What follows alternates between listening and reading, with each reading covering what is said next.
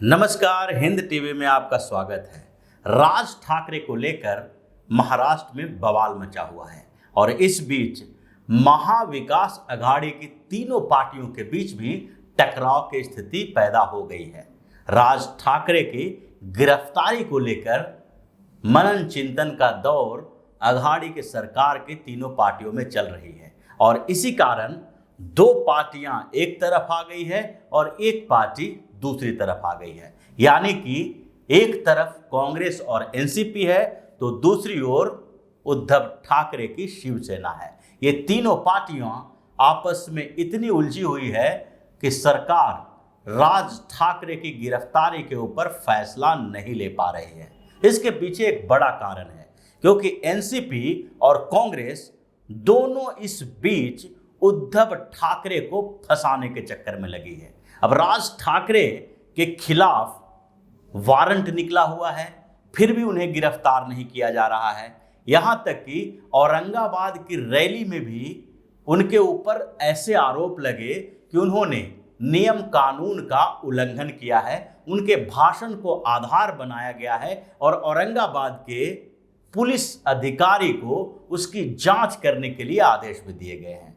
ये सारे जो कवायद किए जा रहे हैं ये एक तरह से राज ठाकरे पर दबाव बनाने की राजनीति है, लेकिन वो राज ठाकरे को गिरफ्तार नहीं कर पा रहे हैं।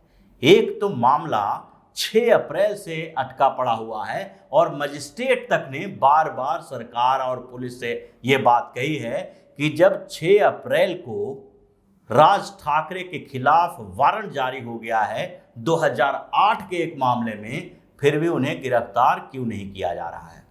लेकिन फिर भी सरकार पुलिस के ऊपर दबाव बनाए हुए है राज ठाकरे की गिरफ्तारी को लेकर, जबकि एक सामान्य से मामले में यानी हनुमान चालीसा पढ़ने का ऐलान करने पर नवनीत राणा और रवि राणा को सलाखों के पीछे भेज दिया गया, उनके ऊपर राजद्रोह का आरोप लगा दिया गया।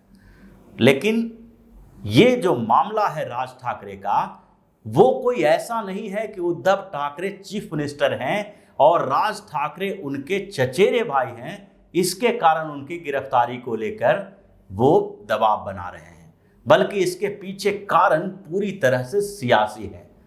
उद्धव ठाकरे चाहते हैं कि राज ठाकरे के ऊपर दबाव बने, लेकिन ये नहीं चाहते हैं कि राज ठाकरे गिरफ्तार हों, जबकि कांग्रेस और एनसीपी दोनों ही पार्टियां चाहती है कि राज ठाकरे के ऊपर कठोर से कठोर कार्रवाई की जाए, क्योंकि दोनों का इंटरेस्ट अलग अलग है। अगर देखा जाए तो 3 अप्रैल के बाद राज ठाकरे ने अपने चारों तरफ एक सुरक्षा कवच बना लिया और वो सुरक्षा कवच शिवसेना के लिए सिर्फ थी, क्योंकि शिवसेना के सीएम उद्धव ठाकरे अब उस सुरक्षा कवच को भेद नहीं पाएंगे। इसके पीछे दोनों का पॉलिटिकल एजेंडा है।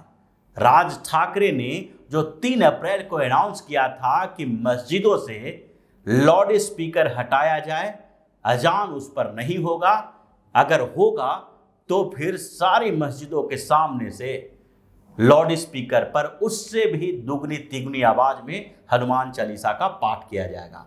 इससे उद्धव ठाकरे को तो परेशानी हो रही है और दूसरी तरफ एनसीपी कांग्रेस भी परेशान है। ये दोनों पार्टियां एनसीपी और कांग्रेस की परेशानी का कारण दूसरा है तो उद्धव ठाकरे की परेशानी का कारण अलग, और इसलिए तीनों पार्टियां एक दूसरे से उलझी हुई है, क्योंकि उद्धव ठाकरे का एजेंडा और राज ठाकरे का एजेंडा एक है। उद्धव ठाकरे चाहकर भी राज ठाकरे के खिलाफ कठोर कार्रवाई नहीं करना चाहते, क्योंकि शिवसेना भी उनके पक्ष में दिखाई पड़ती है। शिवसेना के कई नेता कार्यकर्ता अजान के मुद्दे पर राज ठाकरे को सही ठहरा रहे हैं। कई जगह पर जो खबरें आ रही है मुंबई के अंदर से ही, वहां पर शिव सैनिक जो है सामान्य तरीके के, वो बार बार ये कह रहे हैं कि राज ठाकरे ने गलत क्या कहा है। राज ठाकरे ने अजान को लाउड स्पीकर पर बोलने से मना किया है और उन्होंने जो तर्क दिया है कि अजान जो दूसरे धर्म की बात करता है वो हमें मजबूर क्यों कह रहा है कि अपनी प्रार्थना सुनाने के लिए। ऐसे कई रिपोर्ट्स आए हैं जिसमें शिवसेना के लोग ही बोल रहे हैं कि जब हम खाना खाते होते हैं, सोते होते हैं, कुछ और काम करते होते हैं, उस समय अजान के जो बातें हैं वो लाउड स्पीकर से हमारे पास पहुंचती है और हम डिस्टर्ब हो जाते हैं। तो दूसरे धर्म के अजान को हम तक पहुंचाने का जो जरिया लाउड स्पीकर है उसको खत्म किया जाना है। और इसलिए शिवसेना के अंदर भी इसको लेकर दो राय है। एक उद्धव ठाकरे के जो वफादार हैं उनके साथ हैं, तो दूसरे तरफ वो लोग हैं जो शिवसेना के तो हैं लेकिन उनका झुकाव राज ठाकरे के तरफ होने लगा है। और इसलिए उद्धव ठाकरे को लगता है कि अगर लाउड स्पीकर और अजान के मुद्दे पर राज ठाकरे की गिरफ्तारी होती है तो ऐसी स्थिति में राज ठाकरे हिंदुत्व का बड़ा हीरो बन जाएंगे महाराष्ट्र के लिए। और यही कारण है कि उद्धव ठाकरे उनको बचाए रखना चाहते हैं, उनको इग्नोर करने की कोशिश तो करते हैं लेकिन उनके खिलाफ कोई कठोर कार्रवाई की बात नहीं करते। और यही वजह है कि जब 3 अप्रैल को उन्होंने इसकी घोषणा की, उसके बाद 6 अप्रैल को एक बड़ा मामला आया था जो 2008 का था, जिसका राज ठाकरे के इस मामले से कोई लेना देना नहीं था। उस समय स्टेट परिवहन की गाड़ी के ऊपर पथराव करने का आरोप राज ठाकरे के पार्टी के कार्यकर्ताओं के ऊपर था, क्योंकि वहां जो एग्जाम हो रहे थे उसमें धांधली या फिर मराठी मानुस का जो कार्ड उस समय खेल रहे थे उसके कारण विवाद चला था और इन लोगों ने सरकारी बस पर पथराव किया, मारपीट की, जिसमें कई कार्यकर्ता और साथ साथ राज ठाकरे भी शामिल थे जिसका आरोप है और इसलिए उनके खिलाफ वारंट जारी किया गया है।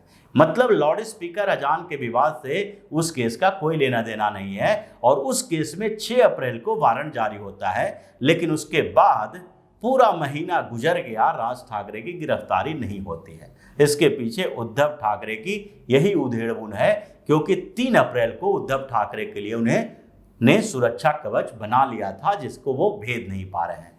दूसरी तरफ आते हैं एनसीपी और कांग्रेस के लिए।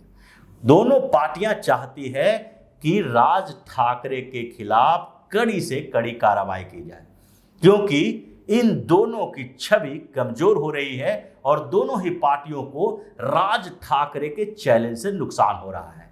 क्योंकि राज ठाकरे ने जब से चैलेंज किया है उसके बाद से वहां के मुस्लिम एनसीपी और कांग्रेस के ऊपर इनके खिलाफ कड़ी कार्रवाई के लिए दबाव बना रहे हैं। यही नहीं, ओवैसी भी अब इस मैदान में कूद गए हैं। उन्होंने राज ठाकरे के ऊपर तो निशाना साधा ही, साथ साथ एनसीपी, कांग्रेस और उद्धव ठाकरे को भी निशाने पर लिया। उन्होंने कहा, बार बार कहा कि एनसीपी और कांग्रेस मुस्लिमों के लिए कुछ नहीं कर रही है, शरद पवार सिर्फ दिखावा कर रहे हैं। अगर शरद पवार राज ठाकरे को जेल के भीतर कर देते या उद्धव ठाकरे उन पर कठोर कार्रवाई करते तो उनका दिमाग ठंडा हो जाता। इसका मतलब है कि वो ओवैसी जो मैदान में उतरे हैं वो मुसलमानों के लिए उतरे हैं। वो चाहते हैं कि आगे बीएमसी का चुनाव है, उसके बाद महाराष्ट्र में विधानसभा का चुनाव होगा, साथ में लोकसभा का भी चुनाव होगा। और अभी औरंगाबाद में जहां से रैली इन्होंने किया राज ठाकरे ने, वहां पर ओवैसी की पार्टी के ही सांसद हैं। तो ऐसे में उनको लगता है कि मुस्लिम एकजुट होगा उनके पक्ष में, जबकि कांग्रेस और एनसीपी इसी बात से डरी हुई है और वो चाहती है कि राज ठाकरे के खिलाफ कठोर कार्रवाई हो, जिससे कि अल्पसंख्यक तुष्टीकरण का इनका जो एजेंडा है वो आगे चलता रहे और मुस्लिम इनके पक्ष में आए, क्योंकि इन्होंने राज ठाकरे के खिलाफ कार्रवाई की। इसलिए जो महाराष्ट्र के डीजीपी हैं वो रजनीश सेठ ने मुलाकात की दिलीप वलसे पाटिल यानी कि वहां के होम मिनिस्टर से। होम मिनिस्टर अभी एनसीपी के हैं, इसलिए उन्होंने मुलाकात जब की डीजीपी ने तो उस पर राज ठाकरे के ऊपर ही चर्चा हुई। औरंगाबाद की रैली की चर्चा हुई, 6 अप्रैल के वारंट की चर्चा हुई, लेकिन एनसीपी चाहती है कि उनको गिरफ्तार किया जाए। उद्धव ठाकरे रोड़ा बने हुए हैं। उद्धव ठाकरे कह रहे थे कि अगर उनको गिरफ्तार किया गया तो मेरे लिए परेशानी खड़ी हो जाएगी, और इसलिए एनसीपी कांग्रेस एक साथ आ गई है कि उद्धव ठाकरे किसी तरह से राज ठाकरे के खिलाफ कार्रवाई करें। तो उद्धव ठाकरे दूसरे छोर पर हैं कि राज को ऐसे ही कुछ समय के लिए छोड़ दिया जाए जब तक ये विवाद खत्म न हो। अगर उनके ऊपर कार्रवाई की जाएगी तो सबसे ज्यादा नुकसान उद्धव ठाकरे की पार्टी शिवसेना को होगी। और इसलिए तीनों पार्टियां उलझी हुई है और अघाड़ी सरकार में एक तकरार राज ठाकरे के गिरफ्तारी को लेकर पैदा हो गया है, उनके खिलाफ कार्रवाई को लेकर पैदा हो गया है। और ऐसे ही अगर राज ठाकरे कुछ समय और इस मामले को गरमाते रहे, भाजपा के साथ उनका गठबंधन हुआ, तो इन तीनों पार्टियां का गठबंधन बिखर जाएगा और सब अपने अपने एजेंडे पर फिर से दोबारा आ जाएंगे। जिस तरह से इस चुनाव से पहले ये तीनों अलग अलग थे, एनडीए में भी और गठबंधन में भी, दोनों तरफ देखा जाए तो यूपीए एनडीए दोनों की पार्टियां अलग अलग थी। कांग्रेस एनसीपी ने अलग अलग चुनाव लड़ा था, उद्धव ठाकरे और जो शिवसेना के साथ भाजपा का गठबंधन था वो भी टूट गया था। अब फिर से वैसी ही स्थिति आ सकती है क्योंकि सबका एजेंडा अलग अलग है। तो इसी तरह की खबरों के साथ फिर से हाजिर होंगे, तब तक के लिए बने रहिए हमारे साथ और देते रहिए हमें सहयोग, ताकि इसी तरह की खबर हम आपके लिए लाते रहें। धन्यवाद। अगर आपको हमारा वीडियो पसंद आया हो तो इसे लाइक करें, इस चैनल को सब्सक्राइब करें और हाँ, बेल आइकन भी दबाएं ताकि आप तक हमारे वीडियो की नोटिफिकेशन पहुंचते रहें। हमसे जुड़े रहने के लिए अपने सुझाव हमें कमेंट बॉक्स में देते रहें। हमें आपके सुझाव का इंतजार रहेगा। हमारे साथ जुड़ने के लिए धन्यवाद।